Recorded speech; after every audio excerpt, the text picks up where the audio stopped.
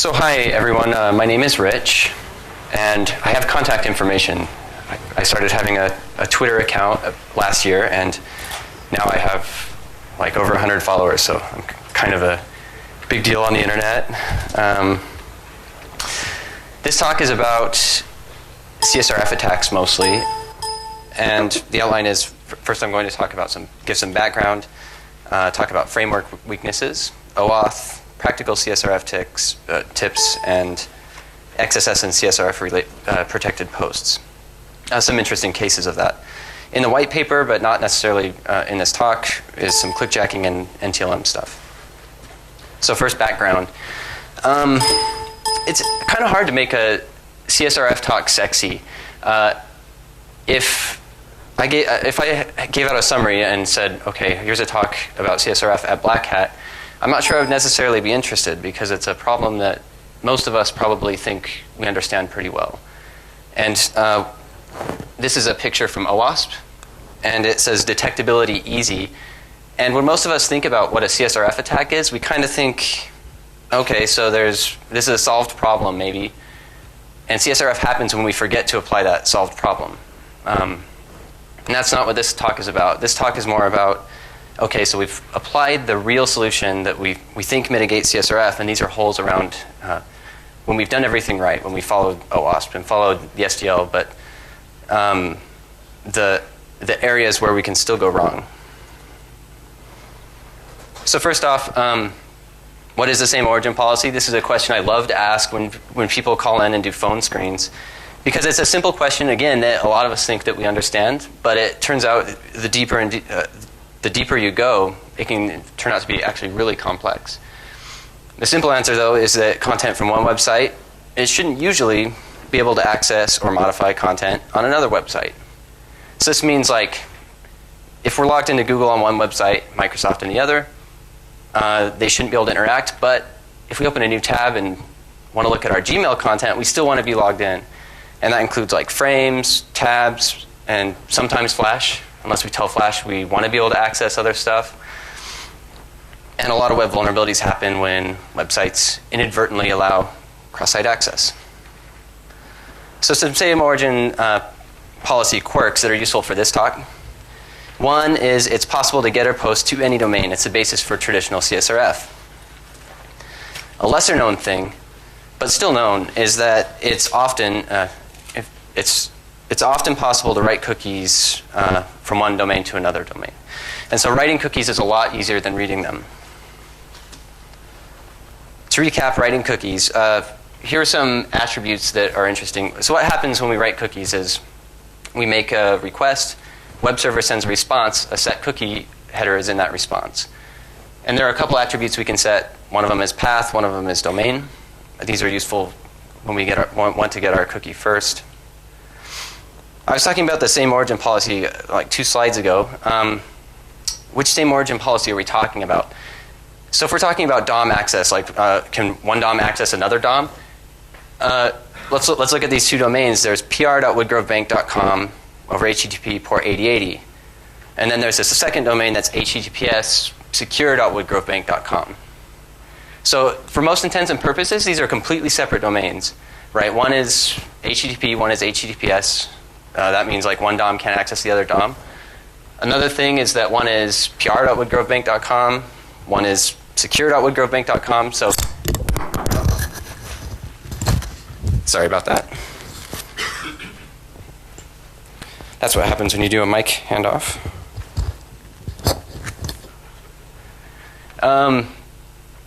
So one is pr.woodgrovebank.com, one is secure.woodgrovebank.com. So again, for most cases, this is completely different origins. So with default Flash, with default DOM, that's a separate origin. Another thing is one is port 8080, one is port 443. Again, that's separate. But one way that they're the same is that they can both write cookies to this top level domain, or not top level, I guess it's second level, but they can both write cookies to woodgrovebank.com if they want. So cookie scope. One interesting thing is, can HTTPS secure.woodgrovebank.com, can it differentiate between cookies that it sets versus cookies that this HTTP PR website sets? And the answer to that is no. There's nothing in the cookie that's sent that that you can tell who set the cookie. So here are some useful cookie facts. So these two websites, the prwoodgrovebank.com and securewoodgrovebank.com, they can both write cookies to each other. And so if they both set cookies, then there are 2 cookies sent, but they're indistinguishable. You can't tell which domain set it. Another interesting fact is that all browsers have a limit to the number of cookies in the cookie jar. And so this is very useful. Maybe almost a year ago, John Willender presented something like, he called it triple submit cookies. Okay, and it was attempting to mitigate this problem, he said, and it kind of relies on the fact that if there are 2 cookies sent, then maybe there's a problem, and it does some stuff based on that.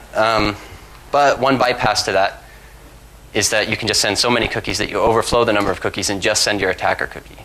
In fact, like just last week, GitHub, they had a cookie tossing thing where, because if you have your own GitHub site, you can execute JavaScript and write cookies.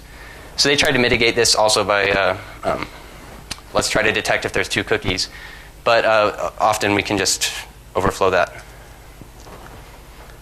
So another thing is that HTTP woodgrovebank.com can overwrite cookies from HTTPS woodgrovebank.com.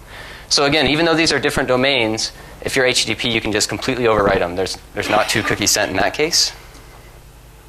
It's also super common to add or modify cookies based on the DOM. So this is similar to DOM cross-site scripting, not as severe, but it's pretty common, especially with analytic type engines. And another thing is, so we have these websites. A lot of the time we protect against CSRF on the post request. We want to protect against CSRF when we're modifying state. But if you make a GET request to a certain domain, or maybe the login request, or there's all these requests you can do that aren't CSRF protected by design. They don't change the state. But sometimes these requests, like to random parts of the site, which we can make by design, they can set the cookies we want. So sometimes we can just make these requests and then have the application set our cookies for us. So to recap, writing cookies is easy. So this is kind of the background piece, but I want everyone to understand that we can write cookies a lot of the time. Common questions or I guess common misconceptions. What does HTTP only do?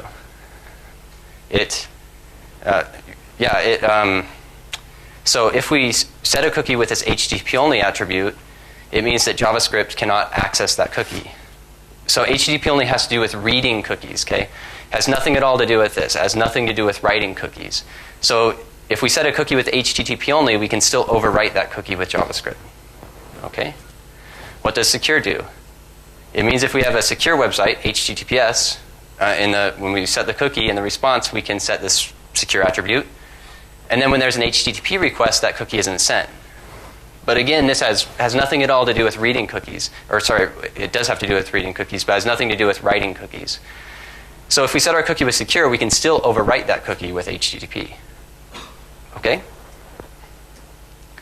So one of the first problems we found in this was, we presented this at CCC and Black Hat Abu Dhabi in 2011. One of the most obvious things is this was super common. It's still super common, but it's called, I'll call it for this talk, naive double submit cookies. And so what it does is if there's a cookie in the query string, that doesn't make sense. If there's a cookie and a value in the query string, all it does is check if they're equal. And the assumption is here, okay, so we're in the same origin and only the same domain can write cookies. So if they're equal, then we're probably good and we let this request go through. That's how we protect against CSRF. Obviously, since I've talked for like 10 minutes about why we should assume that writing cookies is easy, this protection is pretty easy to bypass if we can write cookies, right? So an example of this, we showed this at CCC. So what's happening here is this is OA when it was fixed, or before it was fixed. So here's my signature, and I get a mail from an attacker. So OA used to do this naive double submit cookie thing. And so this attacker email, it's kind of hard to read, but one thing you'll notice is that they have the same top level domain. It's this thing, but they have different subdomains. And so this one link, when you click on it, it has a cross-site scripting in it. it's not the same domain, but it's a neighbor domain. And that cross-site scripting executes, it sets my cookie, it sets them to be equal, and then we can bypass the CSRF protection from OA. And so now we've updated our signature, which is not a super severe attack, but it's a generic bypass. Or it was, before it was fixed. So now some new stuff. The one thing I wanted you to get from the old stuff is it's easy to write cookies, and there's been some work there. But one thing I started thinking about is that what other things do these cookies apply to related to CSRF? So what is the CSRF token tied to? It needs to be tied to something related to the user, right? So this can be a session ID. And that's fine. If it's a session ID, that's actually pretty good. But if it's not tied to the session, what happens if we have two users and we overwrite one user's cookies with another user's? So let's see. One of the questions I asked was, what if the framework? What if you use a framework like .NET or I mean, there's obviously tons of frameworks, and I'll talk about some of them in more depth. But what if it uses the default session ID, but then in your web application you use this custom auth? What happens then? It seems like a recipe for trouble, and it is. So .NET MVC CSRF Protection. This is my favorite CSRF protection, so I'm covering it in the most depth. So I have this web application, and hopefully you can. This first thing, before the talk, I was trying to increase the font, and I couldn't figure it out. But that's okay. This is the only small font. When you read most things about, like, okay, how do you prevent CSRF with a MVC app, a .NET MVC app, and they tell you, okay, so you add this validate forgery token to the controllers, and that's usually the extent of the guidance. Okay, so I've done this in a web application, and if I go to that web app, it looks something like this. So, by the way, for this demo, every browser is a different user, so that hopefully makes it less jarring. So this is Firefox user. So Firefox user says best test 44. If we intercept this in burp, it looks something like this. Let's call this Firefox user. So there's some interesting things going on here. So this fed-off cookie, in this web application, I have my own custom authentication, okay? And so the fed-off cookie is what's used for auth. But then I have these other things that are added, and these are related to CSRF. When I do a post, it adds this request verification token cookie, and it adds this request verification token post value. And they're not the same, but they're tied together. And so if you modify even one byte of one, it will throw an exception. And so if you look at where that exception is thrown, you can look at the stack trace. And if you drop this into ILSpy, it looks like this.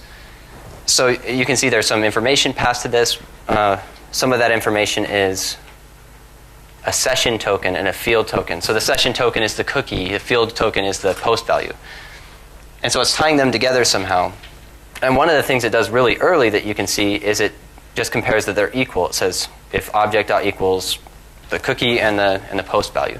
So that's pretty much the same as the naive double submit solution that OA had, right? But there's some more information here with MVC. They're also passing this identity field, and that's really what I'm concerned about. If I'm looking to bypass this CSRF protection, I really want to see how does this application know who I am? Because if it's not tied to the session, then I can just replay different users. So what I did was I attached WinDBG to IAS, and I set a breakpoint. So when I make this request, let's turn off our interception. We hit this breakpoint, hopefully. Oh, I'm unauthenticated.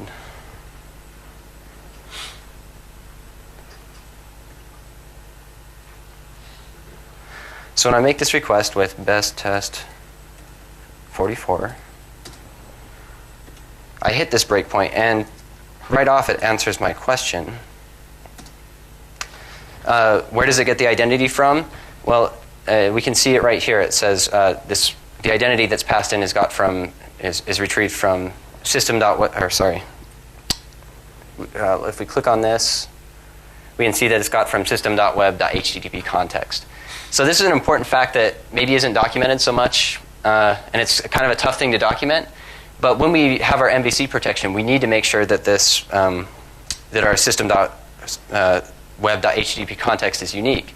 And if it's not, then it's replayed per user. So let me clear this breakpoint and actually set another one.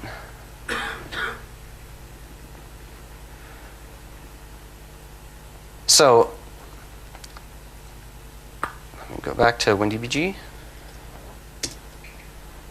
So what I want to also see, if we go back to ILSpy, we want to see what this binary blob is, because what it's doing is so now that it knows who we are, we want to extract this binary blob, and it sees, okay, who is our user? This is their unique value. And so if we go back to WinDBG, we can go,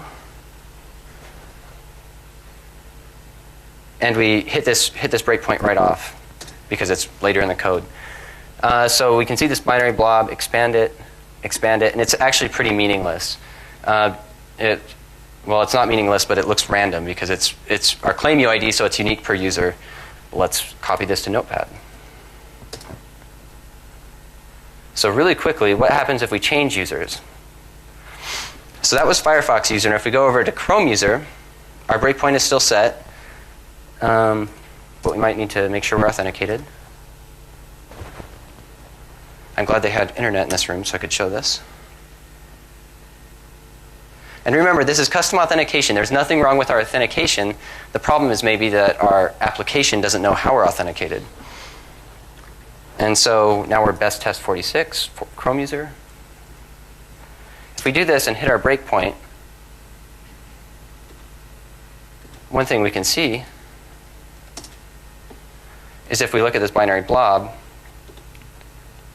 for Chrome user and IE user, even though the values are completely different, I can show that in a second, but these binary blobs are exactly the same. So if we crack open these tokens and look at the binary blobs, they're the same. So what does this mean? Let's actually remove the breakpoint now. PC star. Okay, so if we make this request again, because I forgot to intercept it, and actually intercept it this time,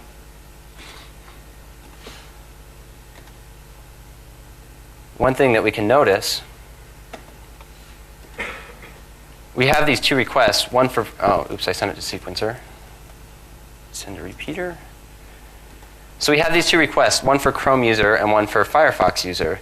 Well, if you look at request verification token, like, they're completely different. This one is GBLP something, something, something. This is Chrome user.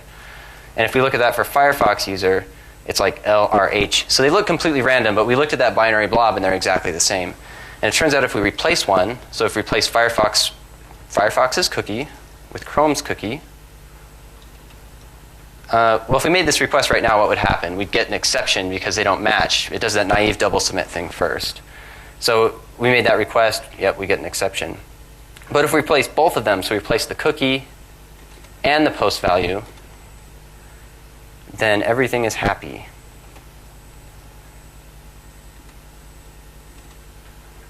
And it goes through. So we got a 200. The first one threw an exception, and the second one is a 200. So what does this mean?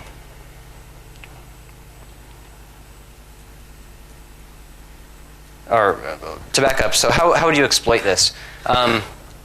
We've learned that if you can write cookies and we know the post value, then we can bypass this CSRF protection. So in this same app, so I don't have to spend more time copying cookies around, I made a demo. So here I am logged in as Firefox user.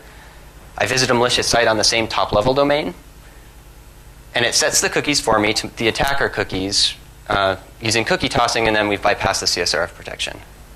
Okay, same as naive double submit. So MVC CSRF, the protection works fine by default, but the information is derived from the session ID cookie automatically. Okay, or sorry, it's not. We just actually went over this. It's not from the session ID cookie necessarily, but it's got from system.web.http context. So if your HTTP context isn't unique, then you're in trouble. What if you auth another way? Sometimes that's fine, as long as it sets HTTP context.user to something unique. So ACS does this. Like, so if you use ACS, that's fine. Or Visual Studio comes with some OAuth templates, and those work fine. But what if in your application you use something like Facebook Connect, or if you use something like the Live ID SDK, or there's tons of things that don't set HTTP context.user to something unique. Okay, and so if you don't do that manually, then your application might be vulnerable to this attack. And worse, a lot of these APIs, like they will force you to set HTTP context.user to a specific value, and so that you can even use that API. And so that makes it difficult. You kind of have to write your own CSRF protection in that case and add that controller. So this is super common. Obviously, it's not just MVC, though. MVC is my favorite protection. But one of the more popular ones and common ones is like forms.net. So what do they tell you to do with ViewState? If you have a ViewState, like an ASP.NET Forms app, how do they tell you to protect against CSRF? They give you something like this that says, okay, make sure the ViewState user key is set to the session ID. And I have another smaller demo with this one. But if you look at it, you set that on a base page, so every page gets this ViewState user key set to the session ID. Where do you think the session ID comes from? Well, how does this look in real life? Here's IE user. If we visit this example.com page, unfortunately, my auth expires too fast, so it might ask me to reauth.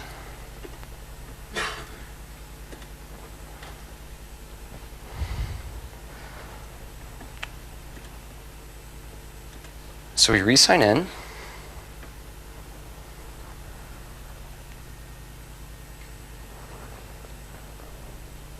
If we make a post request, remember our ViewState user key is set to a unique value. Let's intercept this one.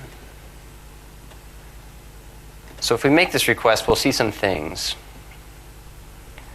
First of all,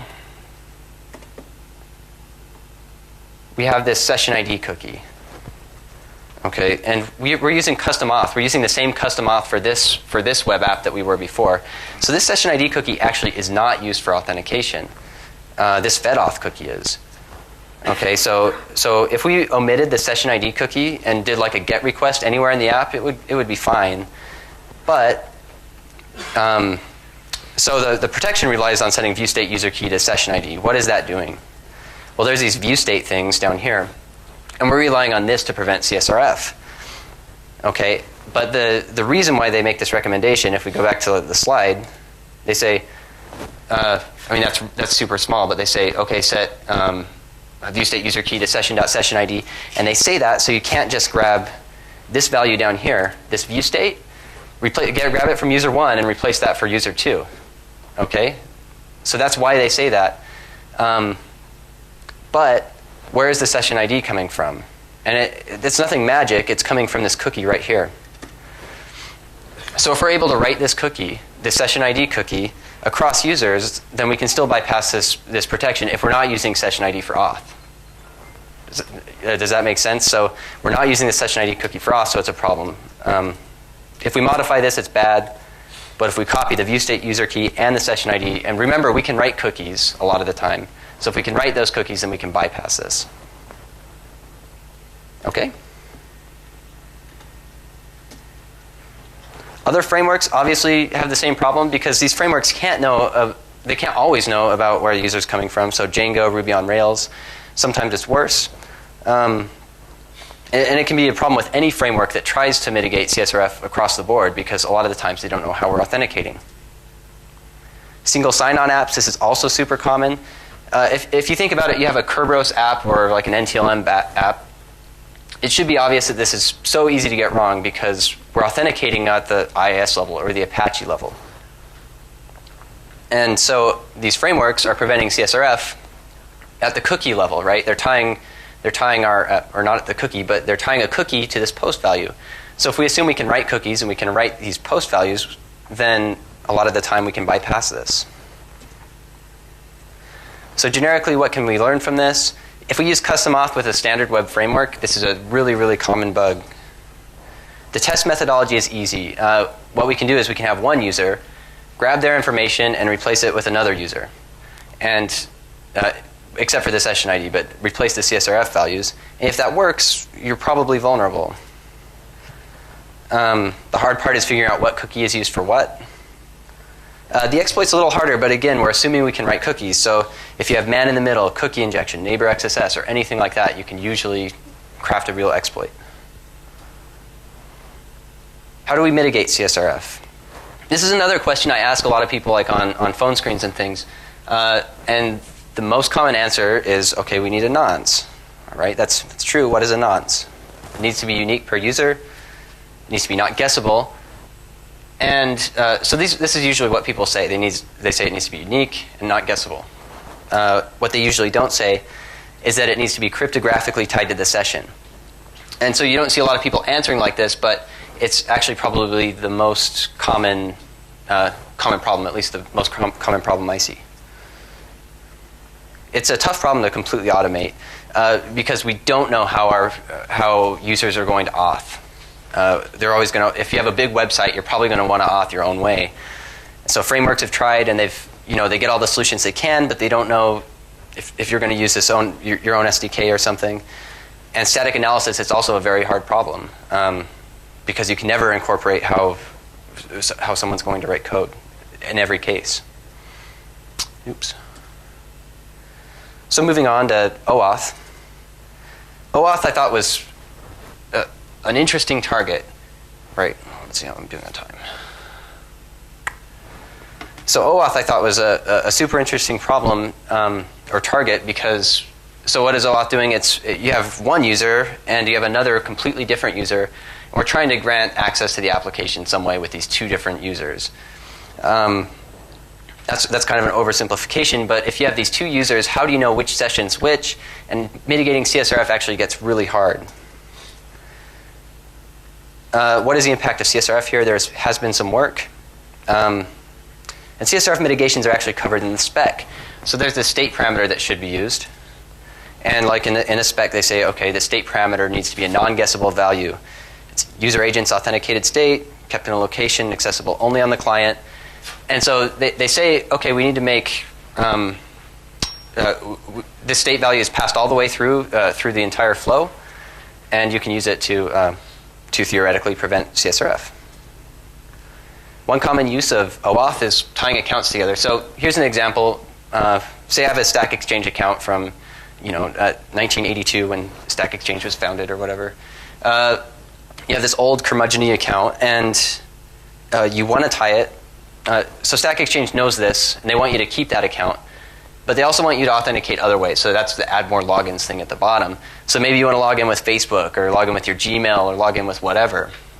Okay, and that's fine. And a lot of times they use OAuth or OpenID type things to do that. So the first attack ideas I thought of were like, okay, what if we toss cookies into the victim? So we toss cookies into Stack Overflow like we were just talking about with MVC. And then the cookies used for auth may not be used, may not be tied to the identifier because they need to know exactly what the session ID cookie is, and they need to make sure they tie the state parameter to that. So it's an easy problem to get wrong.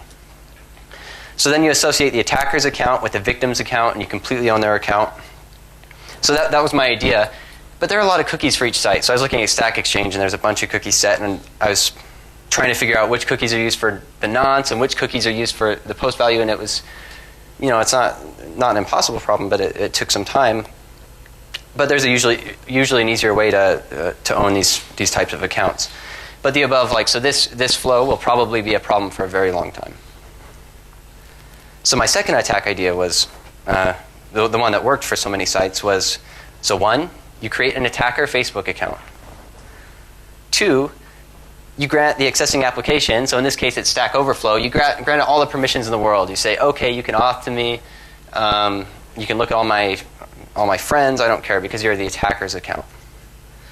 So we're assuming that the victim is logged into Stack Overflow, and the malicious site does the following. So the victim visits a malicious site, they log the victim in to the attacker's Facebook account. And I was planning on using cookie tossing for this, but it turned out not to be necessary because Facebook had a CSRF in the login. Then we post to the account association request, and there's the state parameter isn't sent in the flow until later. And so then the attacker logs out into the other session. So now we have successfully tied our attacker account to this victim Stack Exchange account. Here's a video of that. So we log into Stack Exchange with my one account, which is victim@live.com. And this account actually does not, this is the only account on this, this Stack Exchange website. So at this point, I haven't, tied any Facebook things to it or anything. Then I visit this malicious site, which is sneakily named Stack Exchange Pwn. And so I'm logged into Stack Exchange. I click this Pwn thing. There's this pop-up, and what this pop-up is doing is logging me into the attacker's Facebook account. Okay, so I'm the victim right now, but I'm logging into the attacker's Facebook account. Oops. Let's fast forward. And so now we post to Stack Exchange, and we can see that our victim account, or our attacker account, is now associated with our Facebook, or sorry, our attacker account is associated with the victim account. Does the attack flow make sense? It's a very cool attack, and it's bad, right? Because if you think about it, we've completely owned their account, and with Stack Exchange, the engineers later told me that you actually could disassociate their accounts, but I couldn't figure out how to disassociate my account. So I owned it like forever, which is cool, but it's also kind of hard to test because you own it once and you need to create a bunch of new accounts. There's some details that I kind of skirted over. So to log into Facebook, they don't really have CSRF protection, but they don't let you set the refer, so the refer can't be set. So this is kind of an interesting problem that took a few hours to think about. So there are a couple ways we can post cross-domain and strip the refer. The easiest way, and the first thing I always try, is there's like an HTTPS to HTTP post, right?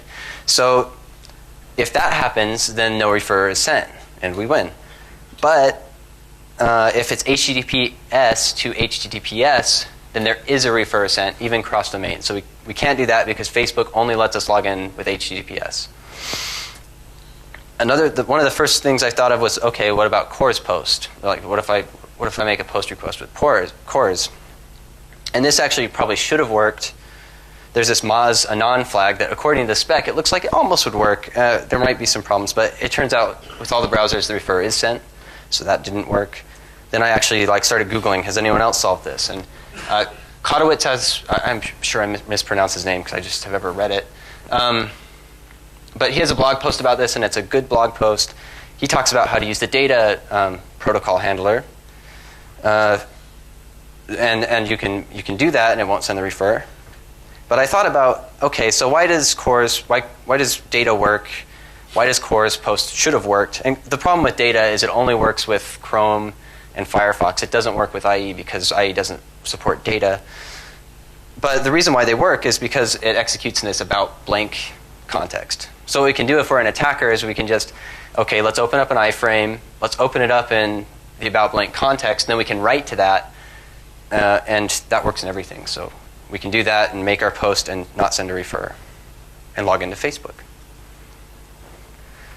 So is this just Stack Exchange? Have you seen other websites that do this account association thing? No, of course not. So some other examples are, and these, I think for the most part, I think they should be fixed. Woot.com, imdb.com, goodreads.com, soundcloud.com. So MySpace, yes, new MySpace lets you log in with Facebook now.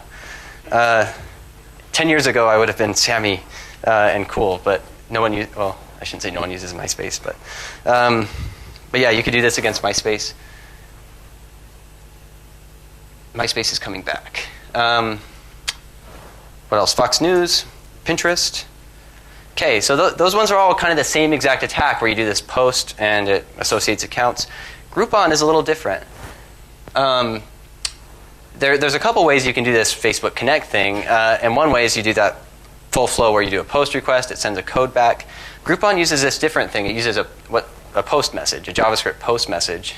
It has 2 windows or 2 iframes, and they talk to each other. And this is also another common problem, or sorry, common way to connect accounts. So the problem is that Groupon and a lot of these sites don't have X-frame options. So what you can do is almost the same attack, but for that last piece, instead of a CSRF, we use clickjacking. So we do the same thing at first. Right now we're logging into our attacker's Facebook account.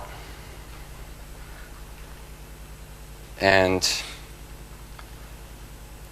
then instead of doing our CSRF attack, now this is actually a clickjacking module I wrote. It's part of Beef right now. And actually this demo isn't that good because I'm screen capturing at the same time I'm doing the CSRF, and for some reason it stopped working as good. But it still works. So right now behind the scenes, obviously this could really be hidden, but it's saying, is this really you? You say, yes, that's me, associate my accounts. And now I've tied my attacker Facebook account to Groupon, and I can log in with that, of course. So yeah, and the rest of this video is just log in. Yep, I can log in with my attacker's Facebook. This is my favorite picture in the whole slide deck, by the way. And the reason why is because, so look at this. We have this email change request. And you enter in your email, you confirm your password, and that makes a lot of sense because if you can just change the email, you pretty much have owned their Groupon account, right? And that's very common, right? If we want to change our password, most sites make you enter in your old password. But one thing that most sites don't do, in fact, every single site I checked did not do this, was if you want to connect with your Facebook account, you just click that button. All right, so what does that mean? That means if we find cross-site scripting in any of these sites, then you don't need to re-enter your password. You just can associate it with Facebook and own it like that. So yeah, that's super. I shouldn't say all the sites I test. Every single site I tested except for Flickr. So Flickr makes you enter in your password. Good job, Flickr. Huffington Post did this, same thing as Facebook. They have the post message thing, no X-frame option, so they have the clickjacking thing.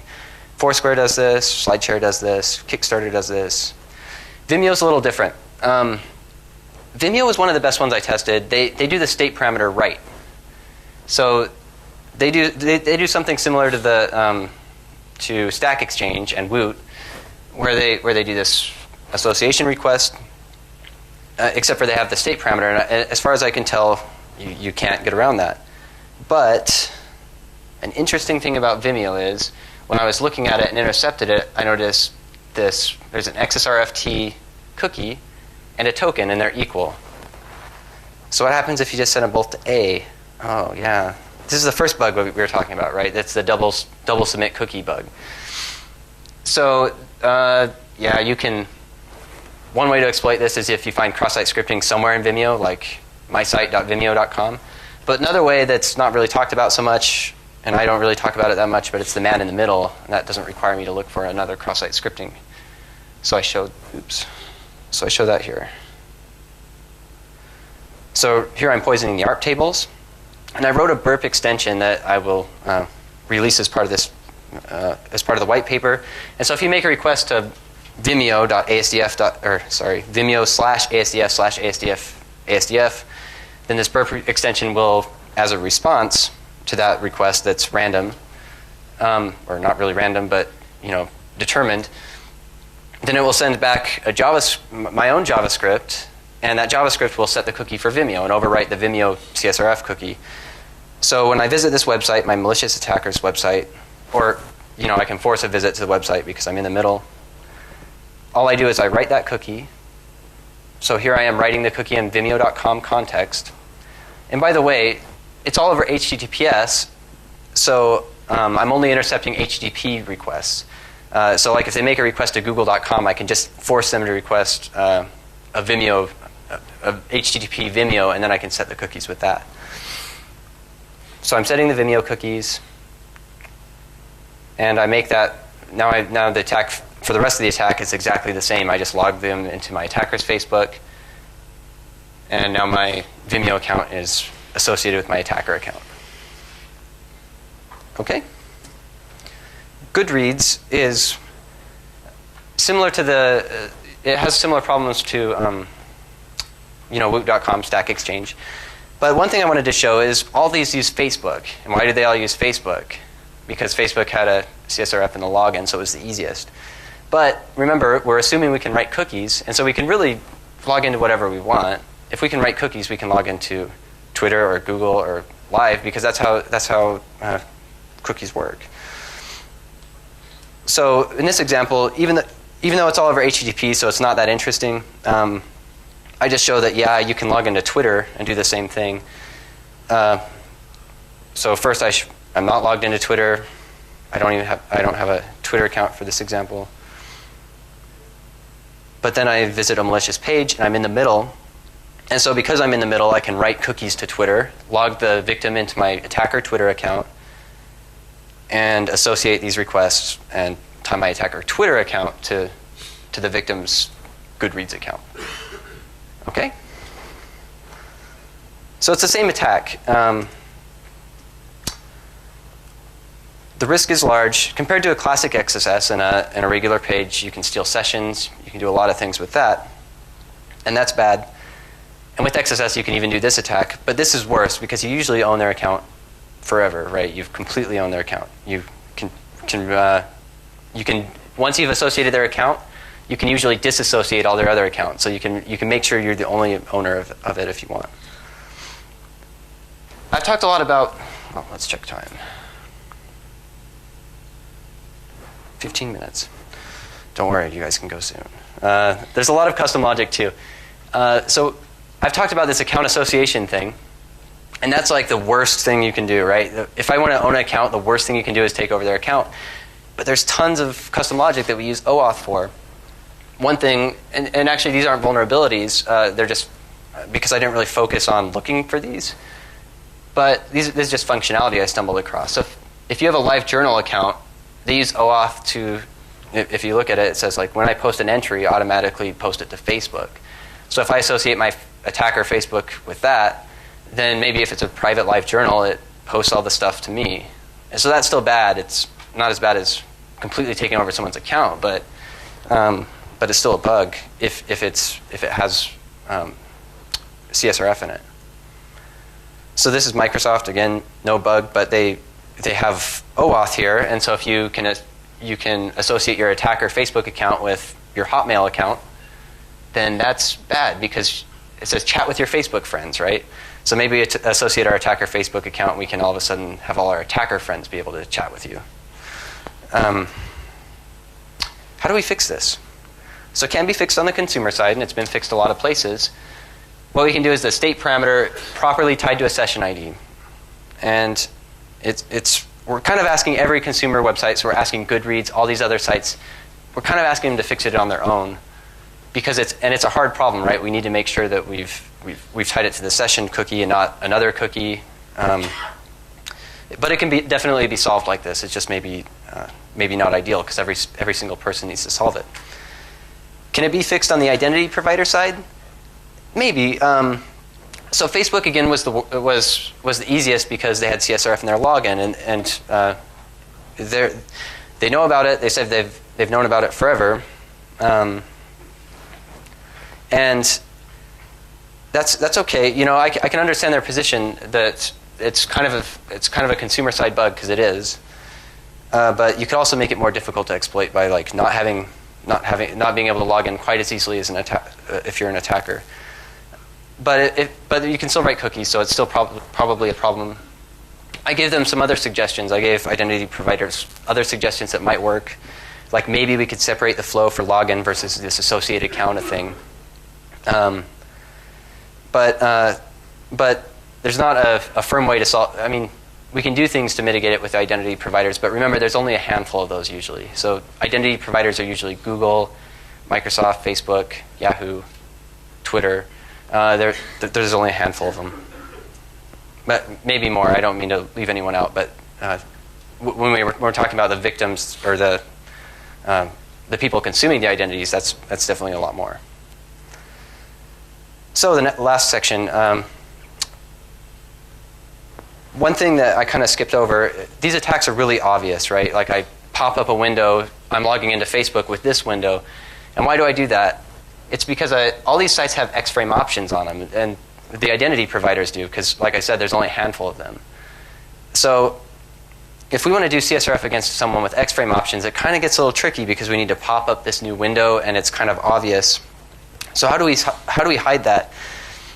I was kind of looking at some shady sites, and they like popped under my browser. So I'm like, okay, people do that, and so I started looking, how do we do this pop under? I.e., it's pretty easy, but Facebook and Chrome, they explicitly deny that it was a bug, and it said like blur results in window being lowered is possible. So they tried to fix, they kind of fixed it, but it was still possible. Like I'd visit the Pirate Bay and it pops under, and I noticed like a lot of other shady sites did it. So I started debugging the JavaScript, and I spent like 4 hours debugging it. My wife would walk by, and I was scared. She's like, I'm at some porn website debugging JavaScript, and she's like, still, but but I managed to get it finally. Not that she cares, but the 4 hours was. You said you were working. So here's SoundCloud. It kind of had the same problem, but here I try to make it sneaky. So the only difference here is it's a stack exchange problem, but I'm whistling inconspicuously. There's a pop under right now that's logging me into Facebook. Then I close that, and you're now owned. So that video is maybe not as exciting because it's fun to show things, but yeah, you can do it sneakily. And yes, you can log into your Facebook with the attacker account. Another thing, so I went to Black Hat in August, over the summer in Vegas, and they had this firmware CSRF that was pretty cool, but you needed to stay at a site for 60 seconds or something, and a lot of people get around this. They're like, okay, they're watching a video, and that's cool, and it really is fine. It's how else do you get someone to stay at a site for 60 minutes? But I thought, I'm not really super sneaky. What if I just there's these functions like move to, move by. What can we do with those?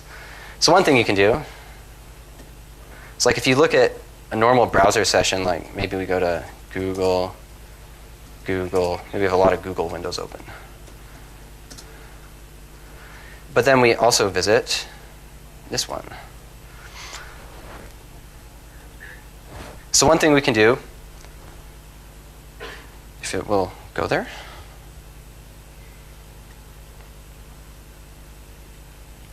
Oh, am I intercepting stuff? Yep.